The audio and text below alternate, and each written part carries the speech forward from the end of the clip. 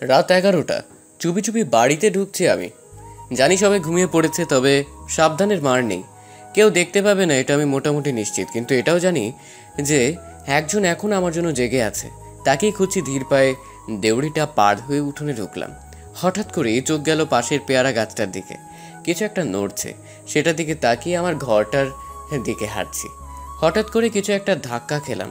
কে কে? ইস, ও তুই? আমি ছাড়া আর কে হবে? বাড়ি কি অবস্থা? ভালো না। তোকে বকতে বকতে জেঠু মাত্র ঘুমোলো, জেঠিমাও শুয়ে পড়েছে। তাহলে আমি ঘরে যাই। কিভাবে যাবি? কেন? দরজা দিয়ে। জেঠু তো দরজায় তালা দিয়ে রেখেছে। তাহলে জানালা দিয়ে। দরকার নেই, জেঠু জেগে যাবে।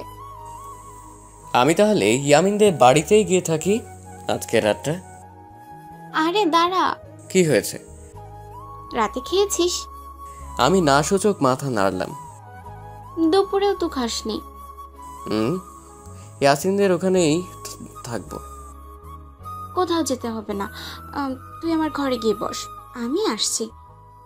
মাথাটা হেলিয়ে অবস্তিকার কথায় সায় দিয়ে ওর ঘরের দিকে পা বাড়ালাম। শরীরটা ক্লান্ত লাগছে খুব। কেন যে কাউসারের কথায় ফুটবল খেলতে গিয়েছিলাম। আব্বা রাত করে বাড়ি ফেরা একদম পছন্দ করে না, আর খেলাধুলা তো আরও না। ছোট চাচা বাড়িতে থাকলে কোনো ব্যাপার ছিল না, এ বাড়িতে উনিই শুধু আমার খেলার ফ্যান। আরও একজন আছে, অবস্তিকা, ছোট চাচারি মেয়ে। সবাই ছোট করে অবু বলে ডাকে। কিছুক্ষণের মধ্যেই ফিরে এলো অবস্তিকা। কি রে, শুয়ে পড়েছিস যে? খুব ক্লান্ত লাগছে। খেলার সময় মনে ছিল না? আজকে আমি ম্যাচ হয়েছি, তিলাটা গোল দিচ্ছি। রাখ তোর ম্যান অফ দ্য ম্যাচ। কই গিয়েছিলি সেটা বল। মাথায় নিচে করে জবাব দিলাম, বালি ঝড়ি। এত দূর হেঁটে গিয়েছিলি? তোর ফুফুর বাড়িতে কি উড়োজাহাজ চলে? একটা রিক্সাও তো পাওয়া যায় না, যাও এত রাতে। ওই, আমার ফুফু তোর কি হয় রে? আমারও ফুফু। তাহলে? তাহলে তাহলে কি? কিছু না। তোর অনুদের বাড়িতে থেকে গেলেই পারতি। অনু আমার ফুফুতো বোন, আর অবুর একমাত্র প্রতিদ্বন্দ্বী। আরে আমার কাছে কোনো টাকা ছিল না, খালি হাতে কি কোথাও যাওয়া যায়? ও, টাকা থাকলে যেতি? আরে না, এমনিতেই যেতাম না। পথে ফুফার সাথে দেখা হয়েছিল, উনিও যেতে বলেছিলেন, কিন্তু আমি কাজ আছে বলে চলে এসেছি। গেলেই তো পারতি, ফুপু ফুপাতো বোনের আদর খেয়ে আসতি। তোকে না 100 দিন না করেছি সব কথা বলবি না, তুই জানিস না আমার ব্যাপারে সব। আচ্ছা ঠিক আছে, গোসল করে আয় যা, আমি খাবার দিচ্ছি। দে, খুব ক্ষুধা পেয়েছে। কিরে, খোঁড়াচ্ছিস কেন? কিছু না, এই খেলতে একটু মুচকে গেছে আর কি। সবাই না না করে, তারপরও কেন করিস এসব? আমার ভালো লাগে। আমার যে কষ্ট হয়। যে তোর কষ্ট হয়? বারে জেঠু যখন তোকে বকে, খাবার বন্ধ করে দেয়, জেঠিমা যখন আড়ালে কাঁদে তোর জন্য, তখন আমার ভালো লাগে। নিজেও তো কষ্ট পাস, না খেয়ে থাকিস। কি করব, পড়ালেখা শেষ, কোনো কাম কাজ তো নাই। তাছাড়া তুই আছিস তো, তুই থাকতে আমার কোনো চিন্তা নাই। তুই আছিস তো, আমি তোর কে? বেঞ্চি কেটে বলল আবু, তুই তো আমার সব, আমার ময়না পাখি, আমার টিয়া পাখি। হইছে, আর আলগা পিরিত দেখাইতে হবে না, যা গোসল করে আয়। হাতে একটা লুঙ্গি আর একটা গেঞ্জি ধরিয়ে দিয়ে বলল, অবন্তিকা, কি আলগা পিরিত? আমার কথা তোর কাছে আলগা পিরিত মনে হয়? বলে ওর দিকে তেড়ে এলাম। গেলি? ইস, কি বিচ্ছিরি গন্ধ। টয়লেটে গেলে দিতে গেছিলি নাকি? কি বললি তুই? এই একদম আমার কাছে আসবি না, ওয়াক। আমিও চলে আসলাম। টয়লেটে না গেলেও ঘাম আর কাঁদার কারণে শরীর থেকে ভালোই দুর্গন্ধ আসছে। তাছাড়া এই গরমে প্রায় 5 কিলোমিটার পথ হেঁটে এসেছি। গ্রামের রাস্তায় এমনিতেই গাড়ি পাওয়া যায় না, তাও আবার রাতে। যাই হোক, আমি গেঞ্জি আর লুঙ্গিটা নিয়ে বাথরুমে ঢুকলাম। গ্রামের বাড়ি হলেও আমাদের বাথরুম ঘরের সাথে অ্যাটাচ করা। অবন্তিকার ঘরেও একটা আছে, আমি সেটাতেই ঢুকলাম। যদি উঠোনে একটা টিউবওয়েল আছে, আমি সেটাতে গোসল করতেই স্বাচ্ছন্দ্য বোধ করি। কিন্তু এই মাঝরাতে সেখানে গোসল করাটা উচিত হবে না, তাতে আব্বা জেগে যেতে পারে, আর উনি জেগে গেলে আমার দ্বাদশতম ঘন্টা বাজিয়ে দেবেন। তাড়াতাড়ি গোসল শেষ করে গেঞ্জিটা পরেই বেরোলাম বাথরুম থেকে। অবন্তিকা এর মধ্যেই খাবার বেডে বসে আছে। কি রে, গোসল শেষ? হুম। আচ্ছা, তোর পিছে ওটা কিসের দাগ? আরে কিছু না, খেলতে পা পিছলে পড়ে গিয়েছিলাম। এত বড় হয়েছিস, তোর খেলার শখটা এখনো গেল না। আমার বয়স কি মেসি নেইমারের থেকে বেশি? ওরা আর তুই, কেন, কি হয়েছে? ওরা মাঠে নামলে গোল পায় আর তুই ব্যথা পাস। আচ্ছা, তুই গেঞ্জির উপর দিয়ে পিছের দাগ দেখলে কেমনে? গেঞ্জির উপর দিয়ে দেখবো কেন? তুই যখন গেঞ্জি খুলতেছিস তখনই দেখছি। আমি কখন গেঞ্জি খুললাম? কেন, বাথরুমে গোসল করার সময়। তার মানে আমি যখন গোসল করছিলাম তুই তখন উকি মেরে আবার গোসল করে দেখছিলি?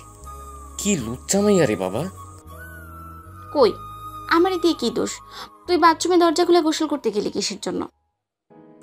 আমি তো সরল বুঝে গেছি, তাই বলে তুই আমার গোসল করা দেখবি? হ্যাঁ, আমার সব শেষ।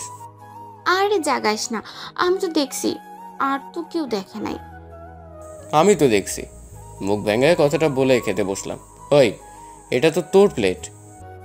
আমার খাবার কি তোর প্লেটে থাকবে? তোর খাবার মানে? কেন, আপনি জানেন না? আপনি দেরি করিয়া আসিলে আপনার আব্বা যান আপনার খাবার বন্ধ করিয়া দেন। তাই বলে তোর ঝুটা খাবার আমি খাবো? খেলে খা, না খেলে হাওয়া খা। কিন্তু তুই কি খাবি? আমি খাবো না, আমার খিদে নেই। খিদে নেই মানে? তুই না খেয়ে থাকবি? বলেই আরও একটা প্লেট খাবারটা দুভাগ করলাম, কারণ আমি জানি ও কিছুই খায়নি। সবটা খাবারই আমার জন্য রেখে দিয়েছে। চাচা চাচি যেহেতু বাড়িতে নেই, ও আমাদের এখানেই খায়, তাই আম্মু খাবার দিলে সেটা নিজের ঘরে এসে আমার জন্য রেখে দিয়েছে, কারণ ও জানে আজকে আব্বা আমার খাওয়া বন্ধ করে দিয়েছে। বললাম তো আমার খিদে নেই, তুই খা। তুই চুপ কর, আমি বলছি। তাই খাবি, খেতে না থাকলেও খাবি। ধমকের অনেকটা সুরেই বললাম। সে আর কিছু না বলে খেতে বসলো, কারণ ও জানে খাবার যতই অল্প হোক ও না খেলে আমিও খাবো না। শুধু বেড়বিড়ি করে বলল, বাবা, আমি কি তোর বিয়ে করাবো নাকি? কথাটা বলেই জিভে কামড় দিল অবন্তিকা। আমি বুঝতে পারছি ও লজ্জা পেয়েছে, তাই কথা না বাড়িয়ে খাওয়া শেষ করলাম। অবন্তিকা এমনিতেই কম খায়, তাই ওকে খাবার কম দেওয়া হয়েছে। বেশি নিতে গেলেই সবাই সন্দেহ করবে। যদিও আম্মা জানে আমার খাওয়া না হলে সেও খাবে না, কিন্তু আব্বার ভয়ে বেশি খাবারও দিতে পারেনি। আব্বা জানলেই চেঁচাবে। এমনিতেই খাবার কম, তার উপর দুজনে ভাগ করে খেয়েছি, ফলে আমার পেটে এখনো খিদে আছে। আমার মুখ দেখে অবন্তিকা সেটা ভালোই বুঝতে পারছে। এটাই হচ্ছে মেয়েদের একটা গুণ, এরা ভালোবাসার মানুষদের মুখ দেখেই বলে দিতে পারে কখন কি লাগবে। কি রে, পেট ভরেনি? মোটামুটি। বুঝছি, আর বলতে হবে না। তুই ঘাটে গিয়ে বস, আমি টেবিলটা গুছিয়ে তোর জন্য অন্য খাবার নিয়ে আসছি। আচ্ছা। আমি চোখ বন্ধ করে শুয়ে আছি আর অপেক্ষা করছি অবন্তিকা খাবার নিয়ে আসবে, কিন্তু কি খাবার? কি আর হবে, বিস্কুট, কলা কিংবা কোনো পিঠা টিঠা হবে আর কি। এই তো এসে পড়েছে। ওর আসার টের পেয়ে আমি হেলান দিয়ে উঠে বসলাম। কিরে, খাবার কই? আনছি তো, চোখ বন্ধ কর। খাবার জন্য চোখ বন্ধ করতে হবে কেন? না করলে পাবি না। আচ্ছা বাবা, ঠিক আছে, চোখ বন্ধ করলাম। চোখ বন্ধ করতেই ঠোঁটে একটা মিষ্টি ছোঁয়া পেলাম, পুরো 1000 মেগা ক্যালোরি। এটা কি হলো? আমার কাছে এটা ছাড়া আর কোনো খাবার নেই রে। তাহলে এটাই আর একটা দে, এটাতে কি পেট ভরে? ওই একটা পেয়ে লোভ বেড়ে গেছে না? দে না একটা, এমন করছিস কেন? খাওয়া শেষ হয়েছে, কথা না বাড়িয়ে এবার মামুন কিংবা ইয়াসিনদের ওইখানে গিয়ে থাক যা। আচ্ছা যা, আর খাবার দিতে হবে না, কিন্তু আমি এখানেই থাকবো। আমার সাথে আমার ঘরে? কেন, আমি তোর বর না? কালেমা পড়িয়ে কবুল বলে বিয়ে করিনি তো। কে? বরই তো, শুধু থিওরিটিক্যাল বর। মানে? খালি কাগজে পত্র বর। ও আচ্ছা, তাহলে প্র্যাকটিক্যাল হতে কতক্ষণ? তারা আজ তোকে প্র্যাকটিক্যাল ক্লাস করাবো। তুই একদম কাছে আসবি না। তুই বিয়ের সময় আমার আব্বার দেওয়া শর্ত ভুলে যাচ্ছিস কেন? তোর জন্যই তো এমন শর্ট পেতে হলো। বিয়ের পরে বউকে ছেড়ে আলাদা থাকতে হবে। বউ যে আমার পরীক্ষা দেবে, তাহলে পরীক্ষার পরে বিয়েটা করলে কি হতো? অন্তত আমাকে বিবাহিত ব্যাচেলর তো থাকতে হতো না। তোর সেদিনের পাগলামিটার জন্যই তো তাড়াতাড়ি বিয়েটা হয়ে গেল। আমি যদি সেদিন ওই পাগলামিটা না করতাম, তাহলে এতদিনে তুই অনামিকার গলায় ঝুলে পড়তা চান্দু। আমি তোমারে চিনি না।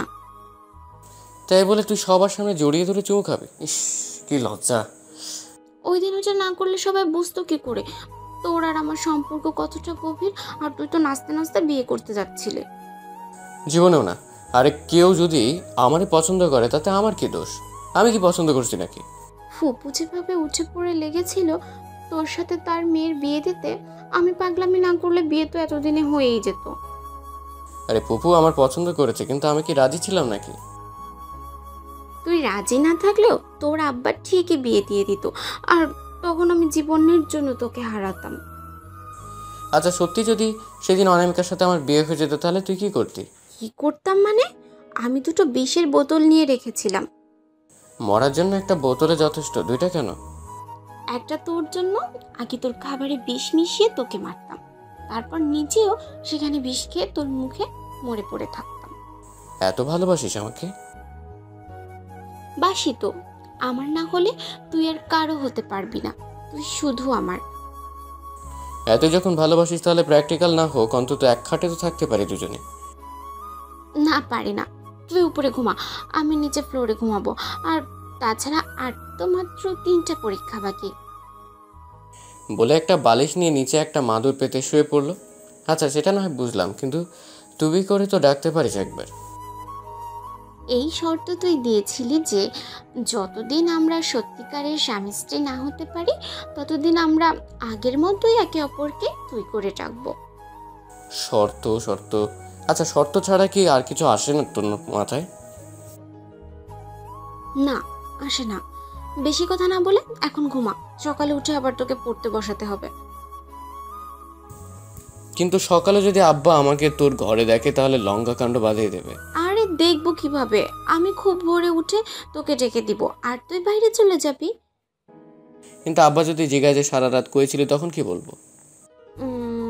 বলবি আমি তোকে বলেছিলাম আমার এক ফ্রেন্ডের কাছ থেকে একটা দরকারি নোট আনতে, যেটা পরীক্ষার জন্য খুব জরুরি, কিন্তু তার ভাইয়ের বিয়ে থাকায় সে রাতে আর তোকে আসতে দেয়নি। কিন্তু আব্বা এটা বিশ্বাস করবে কেন? আরে আমি আমার ফ্রেন্ডকে ফোন করে সব বলে দিয়েছি, সকালে এসে জেঠুর নাম্বারে ফোন করে সব বলে দেবে। বাবা, আমার জন্য এতটা ভাবিস তুই? আমি ভাববো না তো কে ভাববে?